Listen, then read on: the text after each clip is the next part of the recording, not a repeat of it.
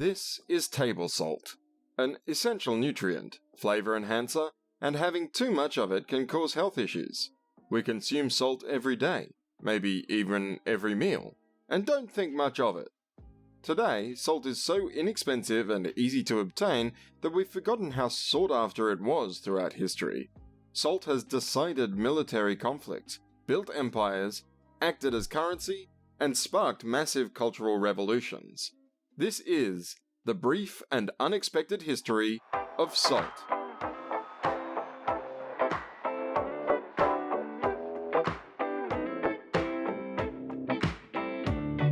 Salt is an essential nutrient, one that the body cannot produce on its own. Without salt, the body would be unable to transport nutrients or oxygen throughout the bloodstream. The average human body contains the equivalent of 4 salt shakers worth at one time, which it constantly loses through bodily functions. In ancient times, approximately 6000 BC, the first records of salt production can be found in Central Europe, which consisted of scraping the shores of drying out marshes. Ancient Egyptians evaporated seawater from the Natron Valley at the mouth of the river Nile Delta. The salt derived in this valley was crucial to the power of the Egyptian Empire. Ancient Chinese harvested salt in a genius way, using man-powered drilling rigs that plunged hundreds of feet into the earth over many weeks until they struck brine. During the Iron Age, this brine was boiled down in large iron pots into raw salt crystals. With modern in-home refrigeration becoming popular in the early 20th century, one of the primary uses of salt throughout history has become a lot less important in today's world. Meat and fish preservation through salt curing was the primary driver of the salt production and trade. Salt acts as a fantastic preservative through its ability to remove moisture and bacteria from food.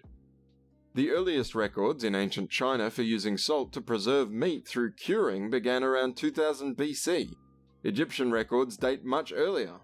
For the Egyptians, fish preservation was a necessity due to their unique relationship with nature. In years when the Nile did not overflow, the production of crops was not possible as the adjacent farms would not be irrigated. These dry years required the Egyptians to stock up on food and resources to survive. Fish stockpiles cured with salt were key to their survival until the next wet season.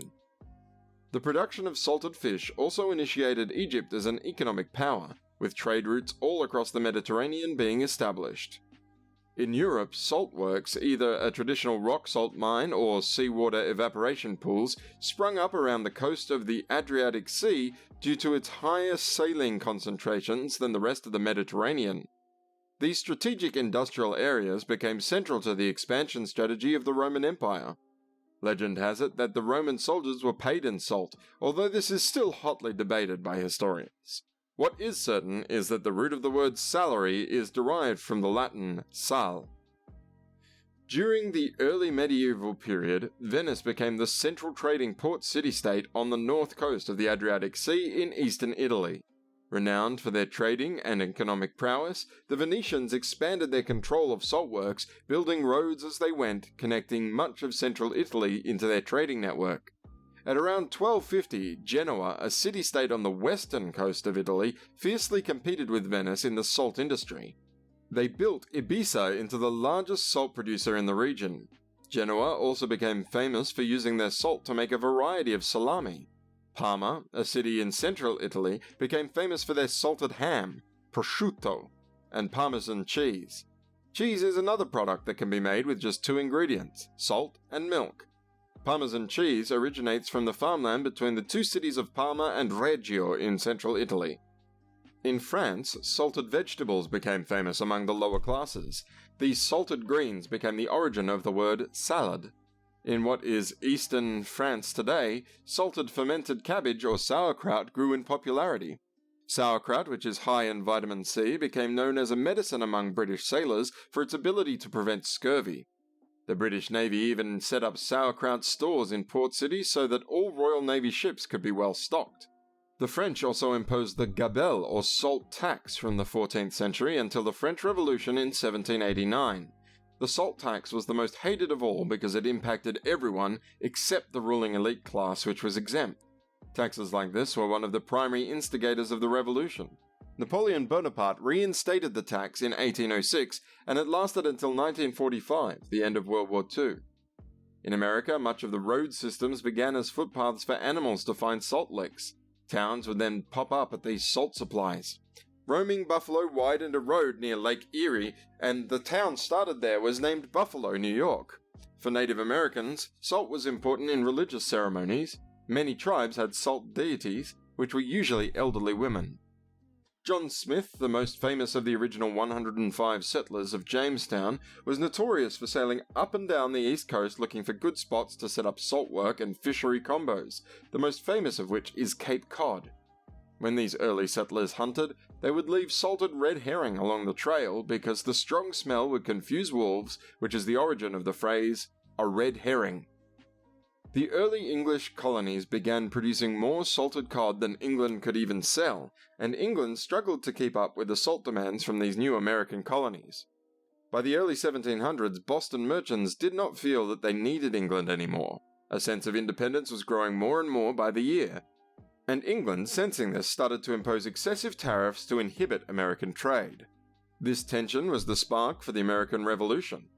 Once the war broke out, British naval blockades along with ground forces fully cut off the mid-Atlantic colonies from salt supplies. The British also destroyed salt works directly. Families added a small pot of seawater cooking on top of their household fires, but this yielded very little. When the American Civil War broke out in 1861, Abraham Lincoln declared an enormous 2,000-plus ship blockade of all southern Confederate ports.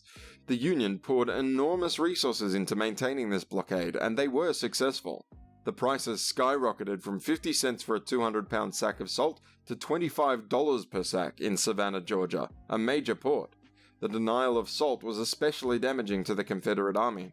One of the Union generals, William Sherman, stated that salt is eminently contraband because of its use in curing meats, without which armies cannot be subsisted. Starting with the seizure of a large salt works in West Virginia which produced enough to maintain over 50,000 soldiers, the Union centralized its strategy of targeting and either seizing or destroying Confederate-controlled salt works. At the coast of the Florida Panhandle, the Union forces destroyed every salt works they could find while moving westward towards Louisiana. They met little to no resistance as they went burning down and shooting artillery at every salt work they found.